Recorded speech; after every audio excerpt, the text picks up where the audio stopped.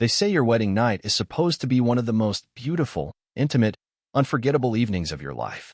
And I guess in some twisted, God has a sixth sense of humor kind of way, mine was. It started normally enough, if you call the emotional hangover of a $38,000 wedding normal. My cheeks hurt from fake smiling. My tie was soaked in champagne from an accidental toast splash, and her mother had made at least 3 separate jokes about how lucky I was to be marrying her daughter. The subtext in her voice made me want to gargle whiskey and bleach. But none of that mattered. Not to me. I was married. To Claire. We got back to the honeymoon suite at the Fairmount downtown just after midnight. She looked radiant, still glowing under the ivory lace of her designer dress. And I was ready to give her everything. My name, my life, my loyalty, everything. I stepped into the bathroom, peeling off my jacket and shirt with a reverence that felt almost ritualistic. I stared at myself in the mirror, half drunk on hope and champagne and the idea that maybe, for once, I'd done something right. Then I walked out. No shirt, just slacks, bare feet on marble. She sat at the edge of the bed, brushing her hair, looking like a Renaissance painting left unfinished. I smiled. Thought I'd give the bride a little preview of the honeymoon package. That's when I unzipped. She looked, froze for a beat, then giggled. It wasn't the kind of giggle you'd expect from a woman on her wedding night. It wasn't cute or shy. It was amused, like a teenage girl watching an awkward movie scene with her parents. And then she said it. It looks just like your father's. The room fell silent. She must have seen my expression, the way my breath caught mid-laugh, how the corners of my mouth twitched into a frozen, half-formed smile. So she added, too quickly, I'm just kidding, honey. But it wasn't a joke. See, I know Claire. Her voice has tells. When she's teasing, there's a musical lilt to it, a sing-song sharpness like she's playing a piano key slightly off tune. But this was flat, mechanical, like someone desperately trying to shove words back into their mouth before the echo caught up to them. She wouldn't meet my eyes after that. And I just stood there, shirtless, exposed, not just physically, but in a way that made my skin crawl. That sentence crawled into my ears, built a nest in the back of my skull, and laid eggs full of doubt and rot. Because here's the thing, my father? He wasn't exactly a faithful husband. A charming man, sure. A silver-tongued contractor with permanent sawdust under his nails and a trail of whispered rumors that followed him through every town he ever renovated. He died when I was 20. I hadn't thought about him much since. Not until Claire said that. I forced a laugh, pulled on a t-shirt, crawled into bed beside her. We made love that night, if you can call it that. I went through the motions. She made all the right sounds. But there was a dead silence afterward, one you can't drown out with pillows or small talk. I lay awake until morning, and somewhere around 4:13 a.m., I realized something I didn't want to admit, not then, not even to myself. I married a woman who had seen my father naked. I didn't confront her the next morning. What was I supposed to say? Hey babe, just wanted to double-check. How exactly do you know what my father's package looks like? No. That conversation had too much weight, too much implication. It would demand truths I wasn't ready to hear. So instead, I made breakfast. Eggs. Bacon. Toast she always burned but pretended to like crispy. We sat at the kitchen island in our rented lake house, the one her dad had gifted us as a starter home. She scrolled her phone with one hand, sipping orange juice with the other. Her ring sparkled in the sunlight. Picture perfect. Except I couldn't stop seeing the truth behind her eyes. She looked at me like nothing happened. No hint of guilt. No sign she'd just detonated the first bomb in our marriage 10 hours ago. So, I said, cracking the silence. You sleep okay? She nodded, swallowing a bite of toast. Like a rock. You. Barely. I smiled thin. Had some things on my mind. She glanced up, that same polished face she used when networking at events. Work. I nodded. Lied. Yeah. Work. Because I couldn't say the real reason. I spent half the night trying to figure out if I married a woman who once slept with my old man. But something kept eating at me. My father had died 7 years ago. Claire and I met 4 years ago. Supposedly. She told me we'd first run into each other at a friend's 4th of July barbecue, her sunburned, laughing, barefoot with a plastic cup of lemonade. I was the guy fixing the propane grill. Sparks flew. At least that's how the fairy tale went. But what if there had been something before that? Some shadowy overlap she never admitted to? The more I thought about it, the more small things started to rot under the microscope. Like how she'd gone strangely quiet the first time she saw his old tool chest in the garage, his name still etched in the lid. Or the weird way she once corrected me about the year he bought his Harley. No, it was 94, not 92, she'd said casually, over beers. I hadn't even remembered that detail. But she had. Why? I started digging. That Monday, I took a half day from work.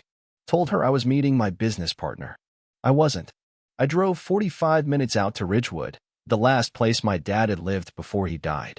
A weathered apartment complex next to a shuttered car wash. I found the building manager, slipped him $60 and asked for tenant records. Took some convincing, but the guy finally let me see them. There it was. Unit 2B.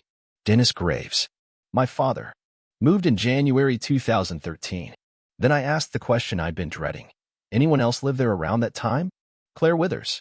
The guy squinted. Withers? Yeah. Redhead, right? Kinda bossy. My stomach dropped. That's her. He nodded slowly. Yep. She was around a lot. Used to see her coming out of 2B early mornings. Thought she was his daughter until I saw them kissing once. And there it was. Concrete. Undeniable. Truth. Claire had lied. She did know my father. Intimately. I drove home in a silence so thick I could have suffocated on it. I didn't talk to her that night. Didn't touch her. Just watched. Observed.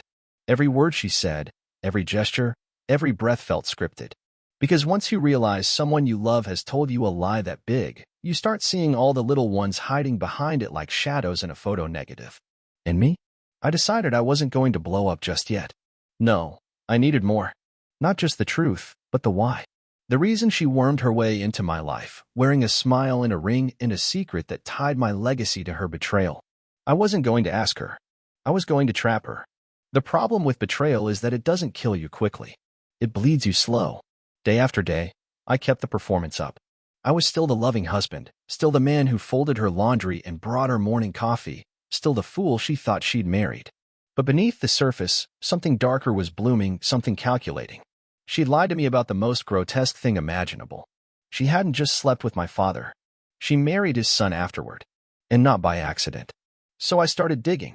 Claire had always kept her social media clean. Polished. Nothing older than 5 years, scrubbed of any incriminating past. But LinkedIn? That was a different beast. People forget it tracks job history. Dates. Companies. Locations.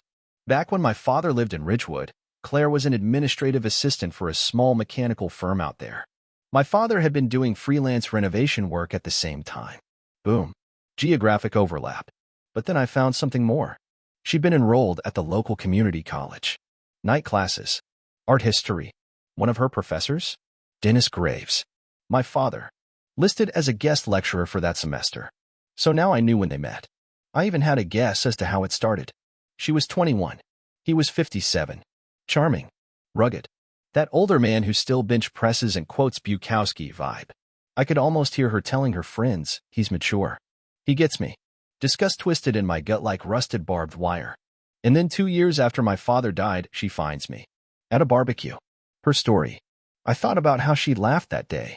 About how she didn't realize my last name was Graves at first. About how she thought it sounded familiar. Every red flag I ignored now screamed in surround sound.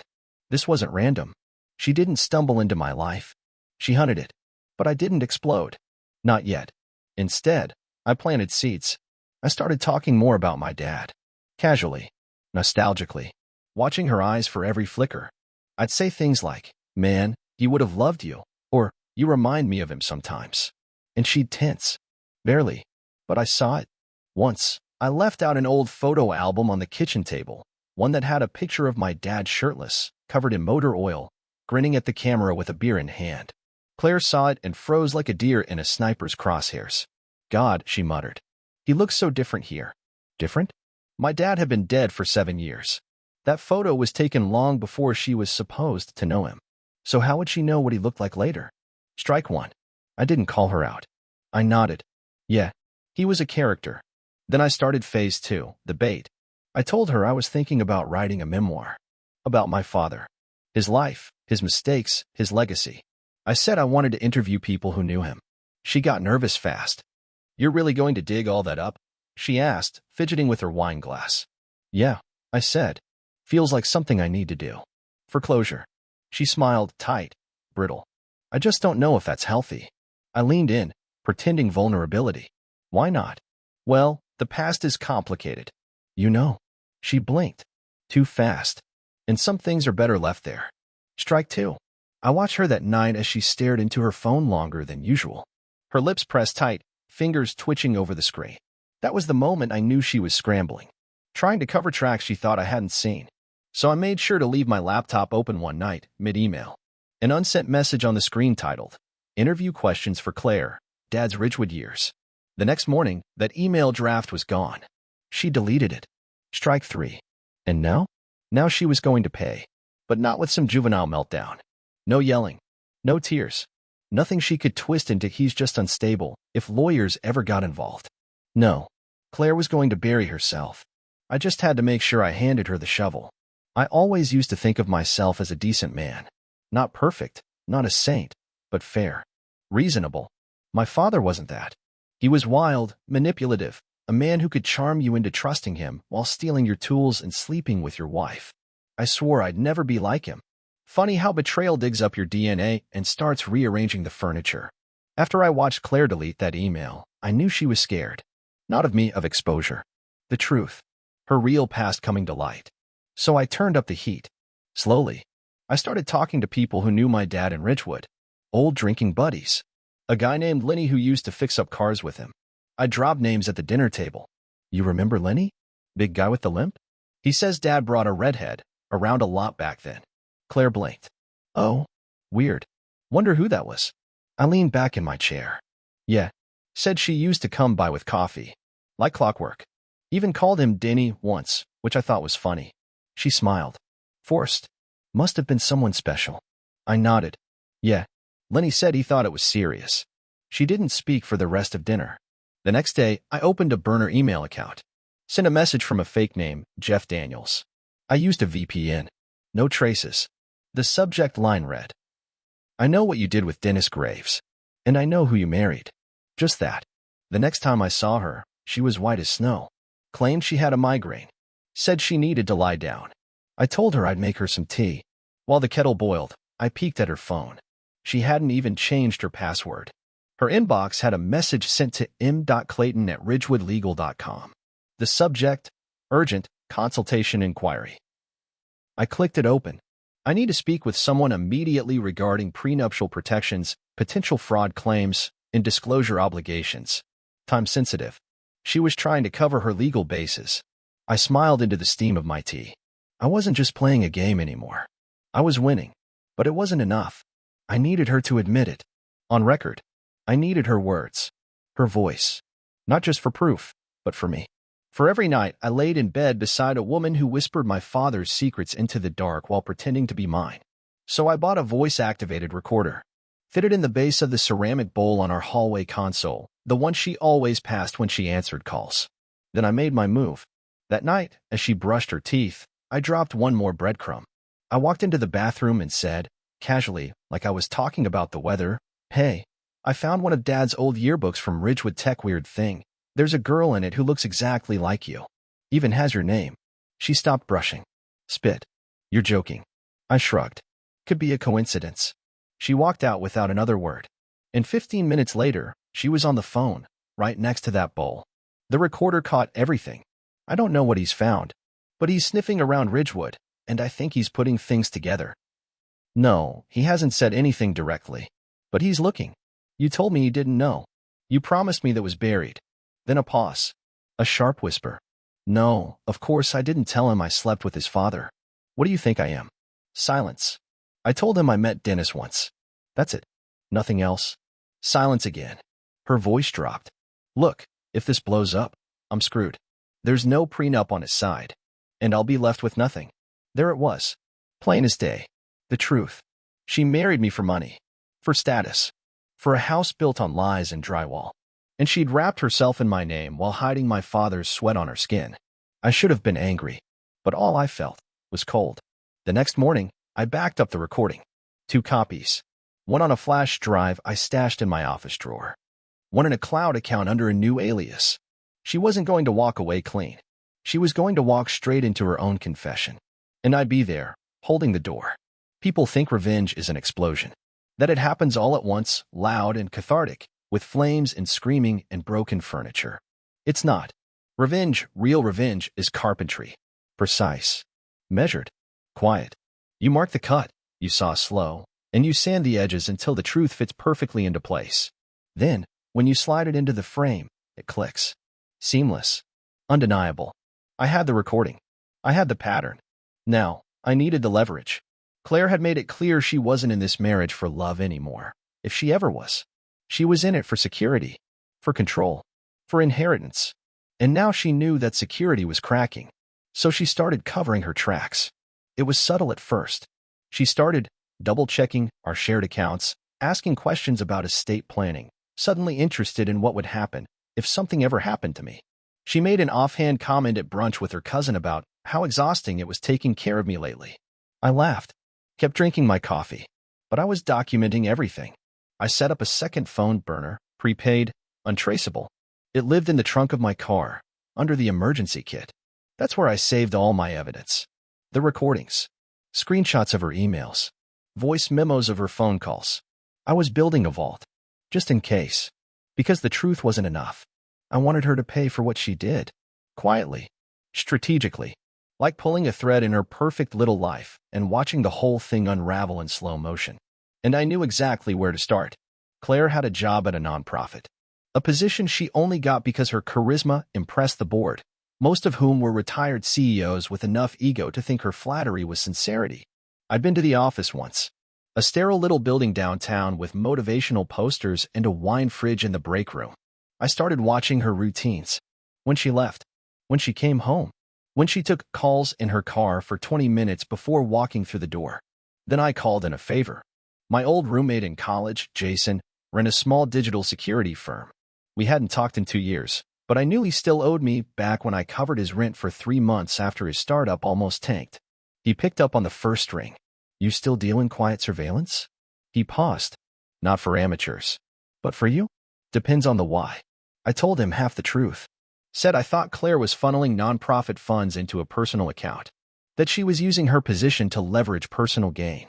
That I had enough suspicion to justify digging but not enough to confront her yet. He agreed. 2 days later, her phone was cloned. Her texts mirrored. Her login data tracked. And just like that, the rest of the iceberg broke the surface. She wasn't just lying about the past. She was actively siphoning donations. A few hundred here. A couple thousand there. Small enough to dodge the radar. All moved through a dummy LLC tied to a shell address in Delaware. The account's name? Graves Group Solutions. She used my last name. Like a trophy. Like she was entitled to it. I didn't feel rage. I felt clarity. She had built this little empire of deceit, stacking each lie like bricks in a house she thought no one could knock down. And now I had the wrecking ball. But I wasn't going to swing it. Not yet. No, first, I wanted her to feel safe again. Just for a moment. I wanted her to think the storm had passed. That I'd lost interest. That she was back in control. So I planned a dinner. Just the two of us.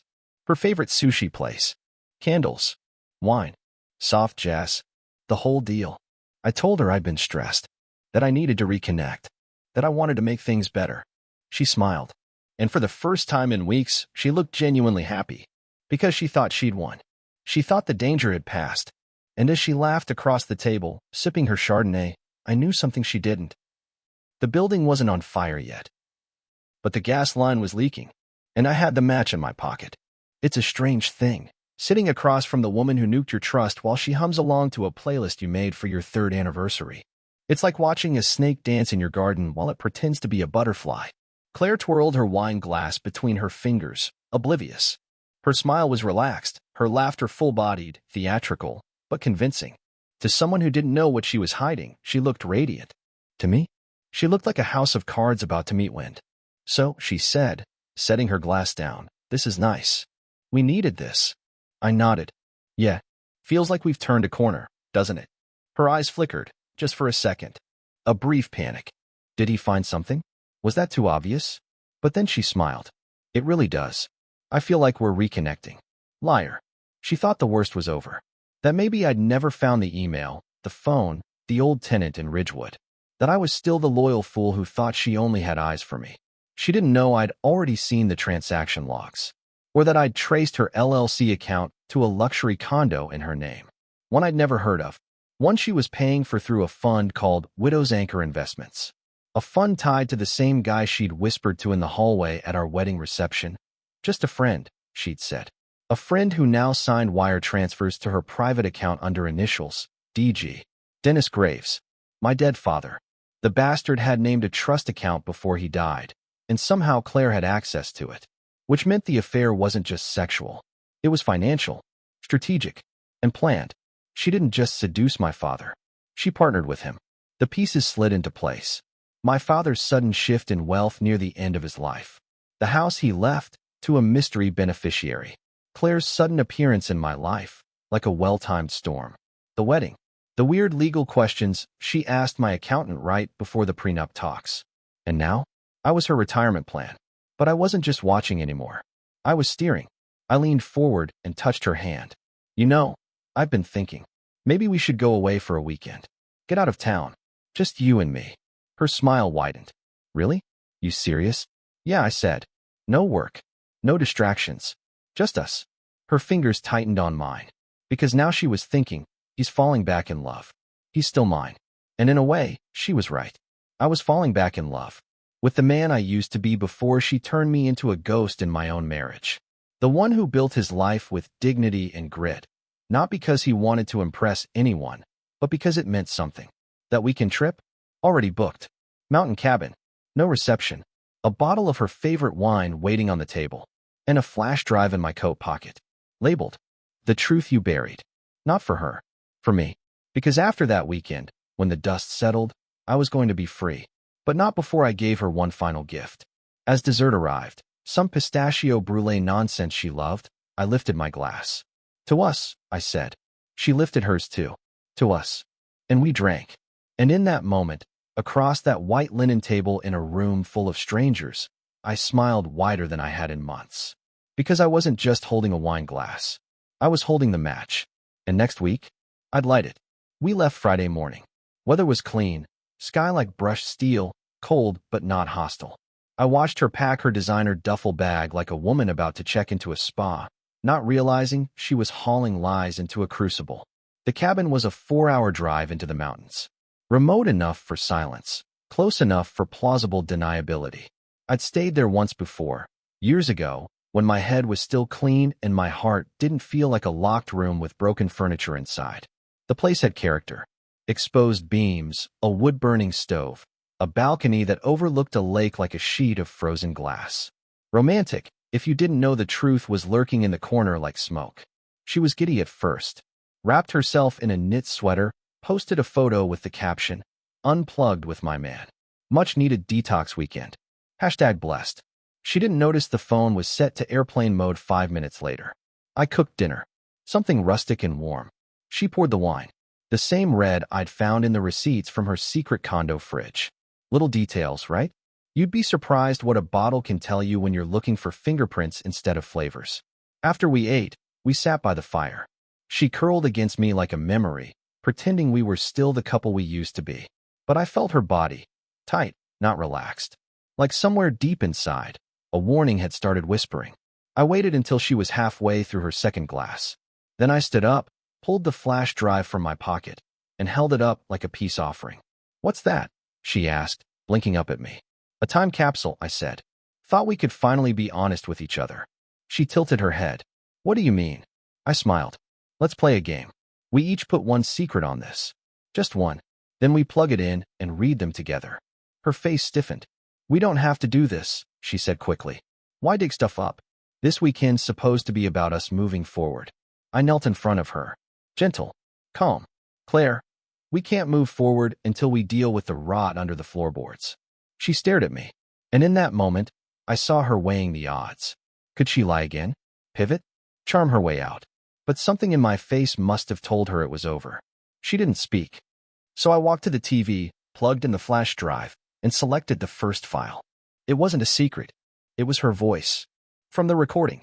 I didn't tell him I slept with his father. What do you think I am? The fire crackled. Outside, the wind moved through the trees like a whisper you can't quite catch. Inside, silence bloomed like poison in the air. Claire didn't cry. She didn't scream. She just sat there, wine glass frozen midair, her face hollowing like something inside her cracked and emptied. I turned to her. How long? She said nothing. How long were you sleeping with my father before he died? Still nothing. Did you already know he'd left money? That he'd set up the trust? Finally, she spoke, quiet, raspy. It wasn't supposed to go this far. I laughed, cold and humorless. But it did, didn't it? You buried a man and married his son. Hell of a legacy. I didn't mean to fall for you, she whispered. Oh, don't flatter me. I stood, walking to the balcony. Snow was falling now, soft, silent. The kind that muffles sound and makes everything look peaceful even when it's rotting underneath. You used me, I said. You climbed into my bed with my father's sweat still on your skin, and you played house like it didn't matter. I loved you, she said behind me. I still do. I turned, slow. No, I said. You loved what I represented. You loved the name, the future, the trust. You didn't love me. Then I dropped the second bomb. I've spoken to Ridgewood Legal, to the nonprofit board, to the trust manager. Her breath caught. They all have copies of what's on that flash drive. Now she stood, voice rising. You're going to ruin everything. No, I said. You did. I'm just flipping on the lights. I picked up my jacket and keys. There's another car parked at the base of the trail. You can take it back to town in the morning. She rushed toward me. You're walking away? Just like that? No, I said. Not walking. Leaving. There's a difference. And I stepped out into the snow, boots crunching through the truth she tried so hard to bury. I walked through the snow, each step a baptism. Cold, clean, real. By the time I reached the base of the trail, the cabin was just a shadow behind me, one more grave in the forest of things I used to believe in. I didn't look back. The second car, an old Jeep I borrowed from my friend Ben, was parked exactly where I'd left it. No GPS. No Bluetooth. No digital fingerprints. The kind of car you disappear in, not the kind you get pulled over for speeding in a cul-de-sac. I drove through the mountain silence, engine humming low, thinking of nothing and everything. What do you do after you detonate your marriage? Some people cry. Some people crawl back. I got to work. By the time Claire would wake up in that cabin, with a flash drive full of truth and no husband beside her, I had already sent a package to her office. Overnight. Certified. Inside, a copy of the audio recording, screenshots of the siphoned funds from the nonprofit account, and a notarized letter addressed to the board. Just a polite heads up that their darling PR director had been rerouting donations through a shell account she controlled under a name she never disclosed. I made sure the email copy followed exactly 10 minutes after the building opened. I knew her well enough to predict what would happen next. She'd call me. Over and over. The first few voicemails would sound panicked. Then angry. Then rehearsed. A switch from wife to damage control. But I wasn't picking up. I was too busy handing her shovel to the people she thought she could manipulate. By noon, I got the text from her assistant, someone who had always hated her but smiled like a hostage whenever Claire entered the room. She stormed out. Red eyes. Cursing someone named Jeff Daniels. What did you do? I didn't reply. Instead, I paid a visit to a man named Barry Leeds, the lawyer managing the trust my father had left behind. A man who, until now, had been told by Claire that I wasn't interested in the details. We met in a downtown office that smelled like dust and rich people's regrets. I've already seen the documents, I said. I know about the account, the condo, the withdrawals. Leeds sighed, leaning back in his leather chair. You're not the first son I've had come in with questions about a late father's secrets. But I might be the first whose wife was the secret. That shut him up. Is my name on any of it? I asked. He shook his head. Your father set it up entirely in her name. Said she was helping him rebuild something meaningful. Did he ever mention me? A pause. Leeds looked almost apologetic. Only once. When he was terminal. He said, Don't tell Ethan. Let him have his own life. Let him have his own life. While he handed Claire a part of his. The old man hadn't just betrayed me. He tried to erase me. And Claire? She signed her name to the erasure. That night, she finally got through. She called from a number I didn't recognize, burner phone, no doubt. I answered. Not because I cared. Because I wanted to hear the tremble. Ethan, she said, voice dry, desperate. We need to talk. We did. It lasted 3 years. Ended in a cabin. Please, she breathed. They suspended me. My lawyer's calling me every 10 minutes. Do you know what you've done? Corrected a ledger. She sniffed. Is this about your father? I almost laughed. Claire, this was never about him. This was about you. And me. And what you did while smiling in my face and sleeping under my roof. Silence. Then, I never meant for it to go that far. Yeah, I said. That's the funny thing about cliffs. You don't mean to fall. You just don't stop walking. I ended the call. No threats. No insults. No theatrics. Just closure. Click. Then I deleted her number. Blocked every account. She wasn't a person anymore. She was paperwork. Footnotes in a file marked lesson learned. Freedom doesn't feel like fireworks. It feels like silence. I sat alone in my apartment, a one-bedroom loft on the edge of town. I'd signed a lease for the day after I walked out of the cabin. Minimal furniture, no pictures on the wall, and nothing of hers. I drank black coffee from a chipped mug and stared at the morning light creeping across the floor like it was some kind of miracle. For the first time in years, there was no manipulation humming in the background. No half-truths spoon-fed at breakfast. No perfume clinging to the truth like a mask. Claire was gone. Legally, no, not yet. But emotionally? Spiritually? Strategically? Gone. I'd already retained my lawyer. A quiet, ruthless man named Nolan Blackwell. The kind of guy whose tie never loosened and whose eyes could make a mirror flinch. He specialized in quiet exits, asset protection, and cold divorces that didn't leave room for negotiation. "You're sure you want to go nuclear?" he asked me, not judging, just confirming. I didn't even hesitate. "She built a marriage on fraud and slept with my father to finance it," I said. "There's no settlement. No mercy. Just the exit." Nolan nodded, folding his hands like a man preparing to play chess in a thunderstorm. "Then let's drain the oxygen before she finds a match. First step, freezing the joint accounts. Not just the shared savings, all of them. The ones tied to the business Claire and I had briefly operated together, the house funds, the small side accounts she never thought I'd notice." Blackwell filed an emergency motion based on fraudulent misrepresentation. Judge approved it in 48 hours. Second, contacting the trust attorney at Ridgewood to flag any future distributions. Turns out Claire had been counting on a second payout, scheduled for next quarter. Not anymore. Third, exposure. Quiet, precise, and devastating. Remember those recordings? I didn't send them to tabloids or friends. I sent them to institutions. The nonprofit board. The bar association of the lawyer she'd used to funnel funds.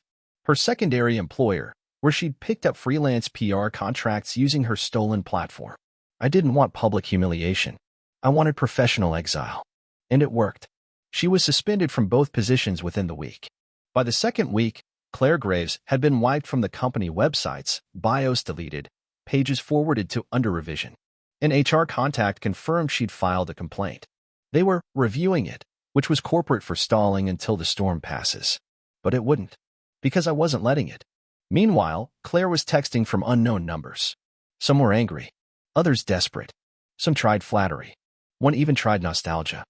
"Remember that trip to Lake Geneva? You told me I made you believe in forever." I didn't respond.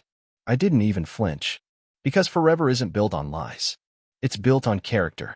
And Claire's was bankrupt. I spent my evenings building something new. A small venture, quiet, lean. A consulting firm for ethical business restructuring. Something I always wanted to try, but never could while I was managing her chaos. It started small. Just one client, then 3. Word spread. Turns out, when you're no longer bleeding internally, your brain works a lot better. And you see people for who they really are. I was starting to remember who I really was. Not Ethan Graves, the dutiful husband. Not the son of Dennis Graves, the charismatic predator. Just Ethan. No suffix. No shadows. That Friday, I got a manila envelope in the mail. No return address. Inside was a handwritten letter. Claire's handwriting. Neat. Controlled. Too perfect to be honest. "Ethan, if you're reading this, I guess you've truly shut the door. I can't reach you through texts, calls, or even my lawyer. So here I am, doing what I should have done at the beginning, writing to you without an angle. I won't insult you by asking for forgiveness. You see everything now. You see me. I was broken long before you met me. Your father didn't make me this way. He just saw it first. You were a good man. Maybe the only one in my life who actually wanted me and not what I came from. I ruined that. I know it. But for what it's worth, I did love you. Somewhere in the middle of the lies, I looked at you and saw the life I wish I'd been honest enough to build. I know you don't believe me. I don't blame you. Just be better than him. Be you. See? I read it once. Carefully. Then I fed it into the shredder, watched it turn to ribbons. Some confessions come too late. When I was a kid, I used to rebuild old watches. Not because I wanted to tell time. I just liked the silence. The discipline of it.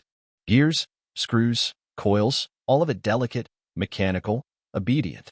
You mess one thing up, the whole mechanism fails. But when you get it right, it ticks. Quiet, perfect, reliable. That's what I was doing now.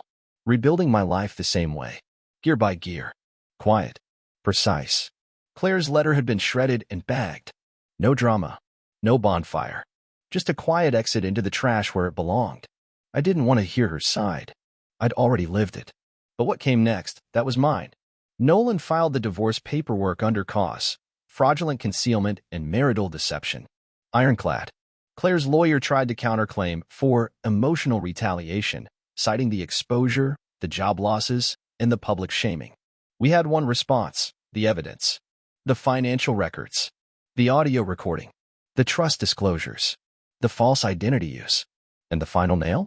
A statement from the Ridgewood apartment manager, a sworn affidavit that she had been seen multiple times entering my father's residence in the months leading up to his death.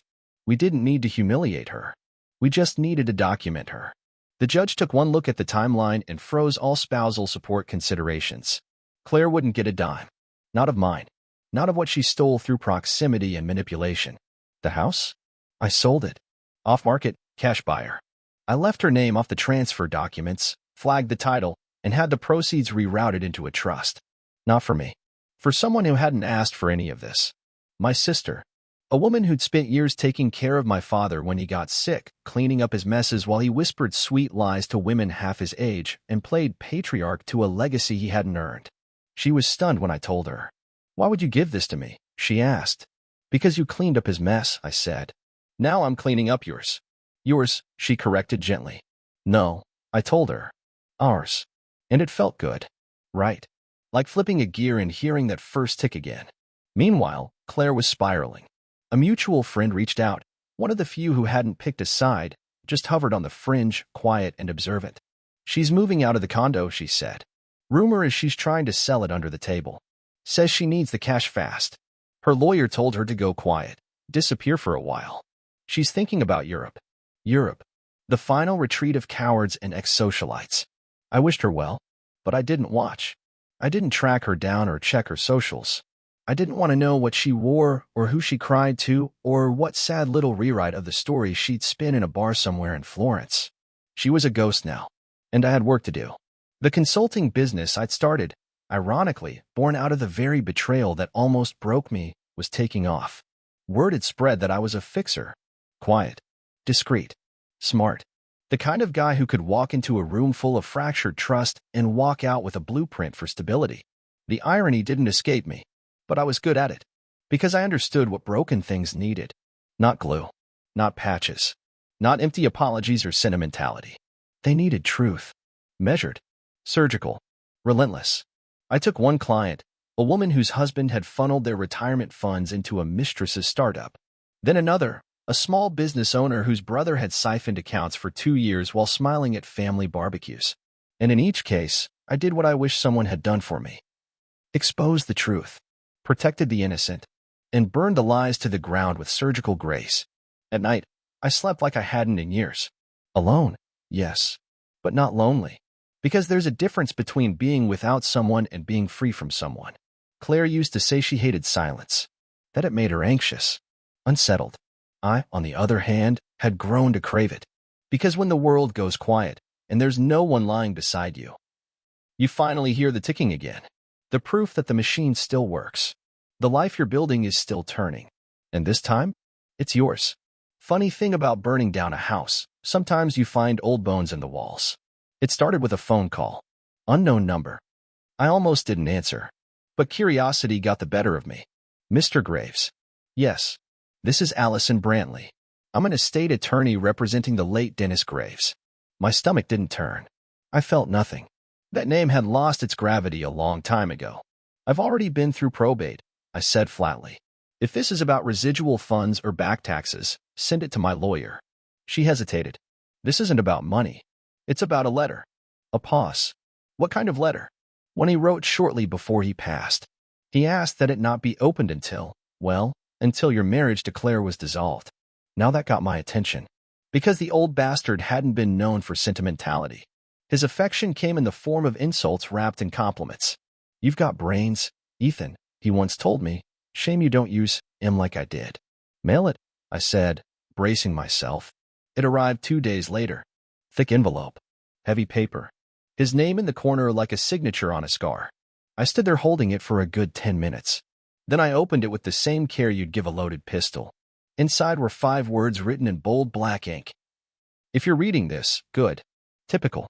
The letter was dated 4 months before he died. Neatly typed, signature scrawled at the bottom like a flourish of guilt. Ethan, I've never been good at apologies. And by now, I doubt you'd care much for one anyway. So let me offer you something better. Context. Claire was a mistake. Mine first. Yours, second.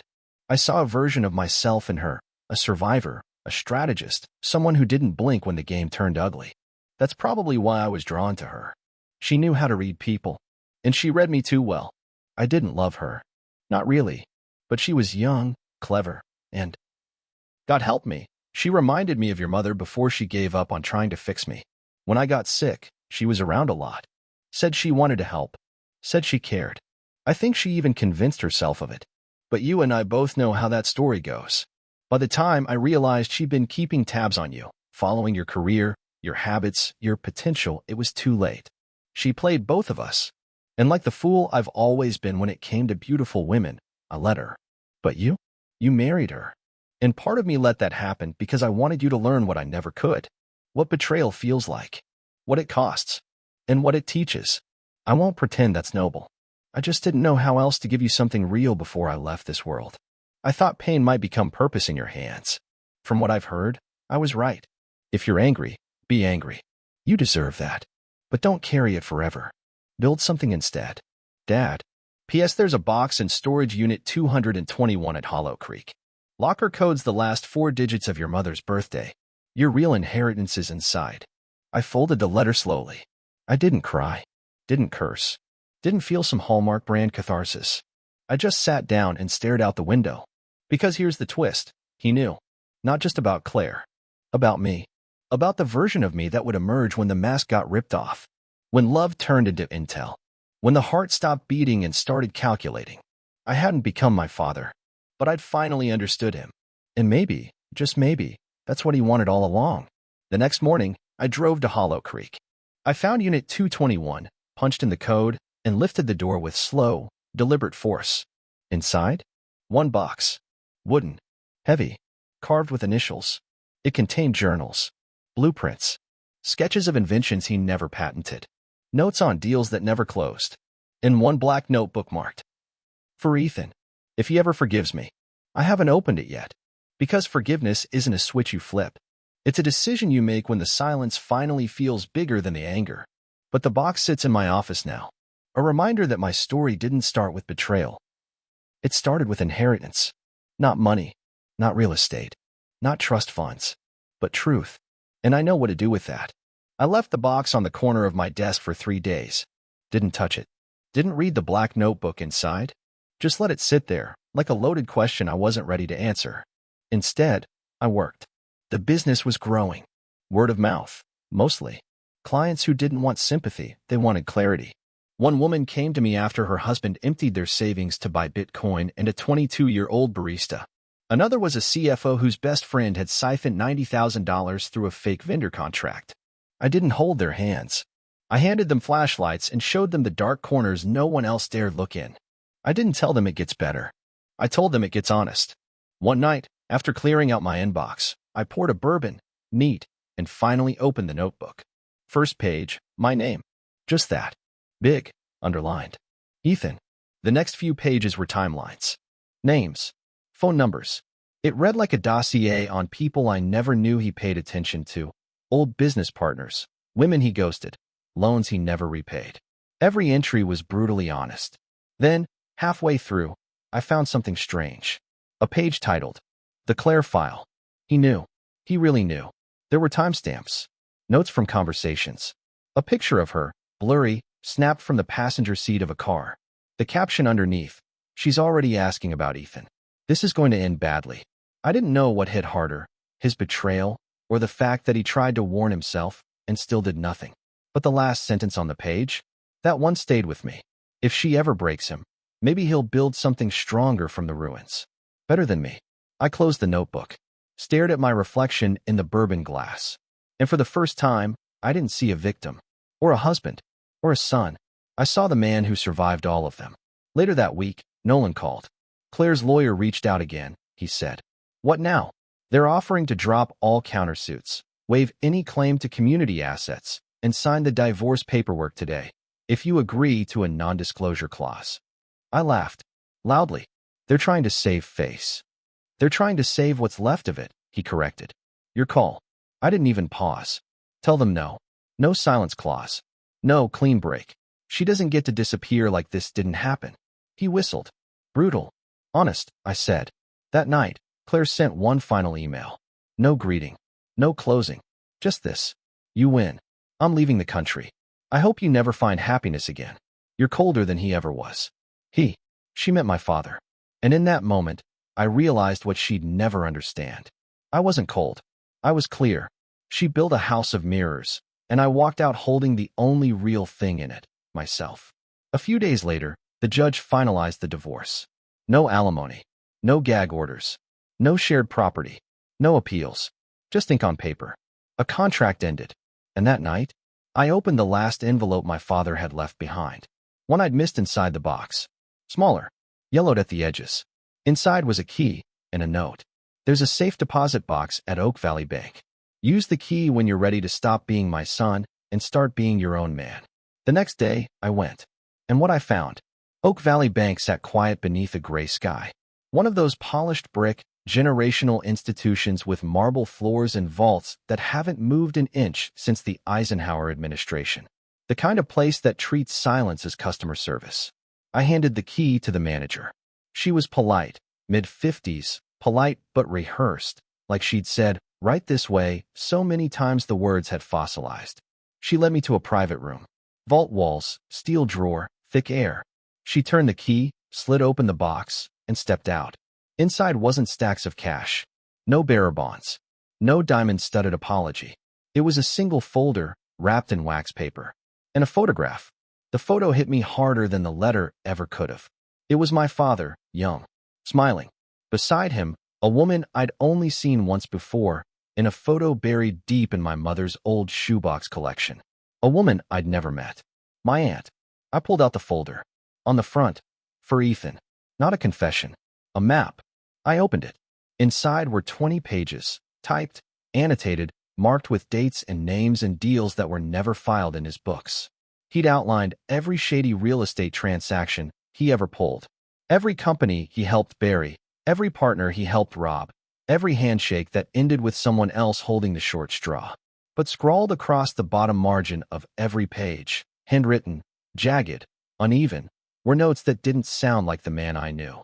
Could have walked away here. Told myself it was just business. It wasn't. He deserved the house. Not me. Not Claire. That name again. Even in the end, she was tied into the paper trail like a parasite. But deeper in the folder was something unexpected. A business plan. Graves Restorations. A startup outline. Not real estate. Not deals. A consulting firm for property owners screwed by contractors and predatory lenders. He'd written, maybe this is what Ethan builds. Not me. My hand stopped moving. That was the blueprint. Not just for a business. For redemption. He was handing me the one thing I never thought he had. A chance to rebuild what he broke. Not through inheritance, but through intention. On the last page, there was one line. Handwritten, no punctuation, barely legible. If you become a better man than me, don't tell me, just prove it. I left the bank in silence. The folder sat on the passenger seat the whole drive home, humming like a second heartbeat. And by the time I got back to the loft, I knew what I had to do. Graves Restorations wasn't going to be a consulting firm. It was going to be a foundation. Nonprofit. Quiet. Built for people who'd been lied to, stolen from, bulldozed by the kind of charming bastards my father used to be. The kind Claire knew how to imitate. People like me, before I knew how to fight back. I called Nolan. Asked him to draft the structure. Then I called Sarah, my sister. Told her I had something to show her. When she saw the photo of our aunt, Her hand flew to her mouth. She was the one person who ever stood up to him, she whispered. She left, Ethan. She cut him out before we even knew how. Mom said she was crazy. Maybe she was the only one who wasn't. And just like that, I saw it. This whole time, I thought I was picking up pieces of a ruined life. But what I really had was a head start on a different one.